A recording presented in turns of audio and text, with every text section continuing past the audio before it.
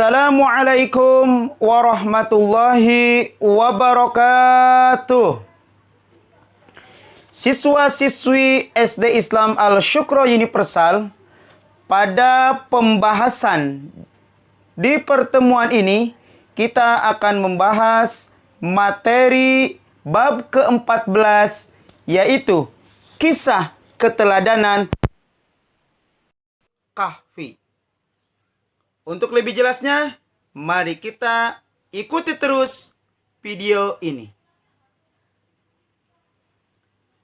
Untuk menambah keberkahan, mari kita sama-sama bertadarus Al-Quran, ayat yang berkaitan dengan kisah Ashabul Kahfi yang terdapat dalam Al-Quran Surah Al-Kahfi ayat 13 sampai 14. A'udzu billahi minasy syaithanir rajim. Bismillahirrahmanirrahim. Nahnu naqussu 'alaika naba'ahum bil haqqi innahum fitnatun amanu bi rabbihim. Innahum fitnatun amanu bi rabbihim wa zidnahum huda. وربطنا على قلوبهم إذ قاموا فقالوا ربنا رب السماوات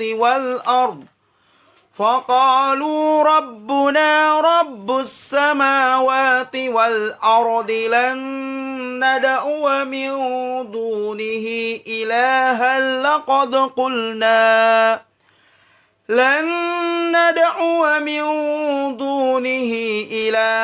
لقد قلنا إذا شططا. Sadaqallahul azim. Terjemahnya, kami ceritakan kepadamu Muhammad kisah mereka dengan sebenarnya. Sungguhnya mereka adalah pemuda-pemuda yang beriman kepada Tuhan mereka, dan kami tambahkan petunjuk kepada mereka.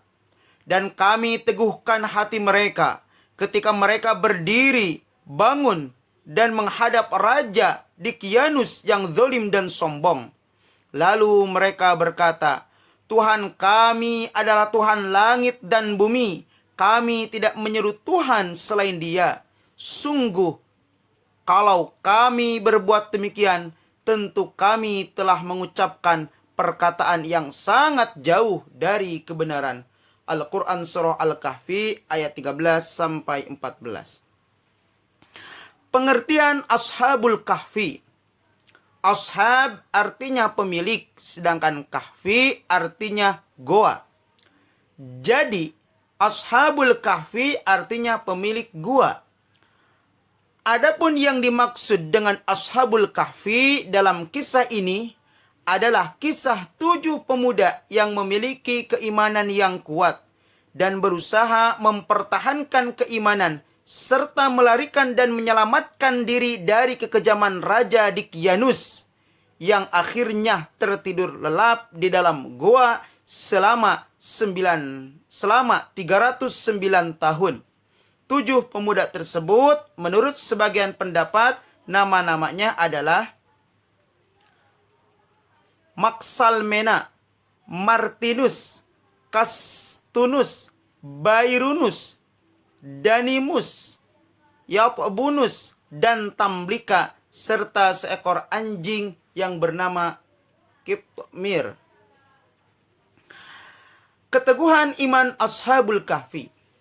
Pada suatu hari, Raja Dikyanus mendengar bahwa ada beberapa orang pemuda yang menolak menyembah berhala. Mengetahui hal tersebut, Raja memerintahkan pengawalnya untuk segera membawa pemuda-pemuda tersebut ke hadapannya. Sesampainya di istana, pemuda-pemuda tersebut ditanya, mengapa mereka tidak mau menyembah berhala? Mereka menjawab, hanya mau beribadah kepada Allah Subhanahu wa taala. Sang raja kemudian menawarkan berbagai kenikmatan harta dan jabatan agar mereka mau meninggalkan keimanannya. Namun, mereka tetap teguh pada pendiriannya dan menolak semua tawaran raja. Akhirnya raja marah dan memberikan kesempatan bagi pemuda tersebut untuk memikirkan tawarannya. Kisah kekuasaan Allah Subhanahu wa taala terhadap Ashabul Kahfi. Para pemuda Ashabul Kahfi memiliki keteguhan iman yang luar biasa. Mereka memilih pergi dan meninggalkan kota demi menyelamatkan keimanan. Saat di perjalanan, mereka bertemu dengan seorang pengembala yang beriman bersama anjingnya yang bernama Kitmir. Pemuda tersebut menemui Ashabul Kahfi dan bersembunyi di sebuah goa di Gunung Tikyanus, kota Abu Alanda, di daerah perkampungan Ar-Rajib, sekitar 10 km sebelah timur ibu kota Amman, Yordania. Mereka berdoa dan memohon perlindungan kepada Allah Subhanahu wa taala agar terjaga dari kejaran tentara Raja Dikyanus. Di dalam gua, mereka bisa beribadah kepada Allah Subhanahu wa taala dengan tenang. Atas kekuasaan Allah Subhanahu wa taala, pendengaran dan penglihatan mereka ditutup sehingga tertidur selama 309 tahun.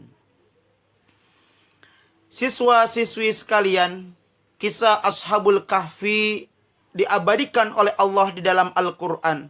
Berarti kisah Ashabul Kahfi ini memiliki berbagai macam keteladanan yang patut kita teladani. Di antaranya, berani membela kebenaran walaupun mendapatkan ancaman dari raja yang kejam. Tegar dan istiqomah dalam mempertahankan keimanan.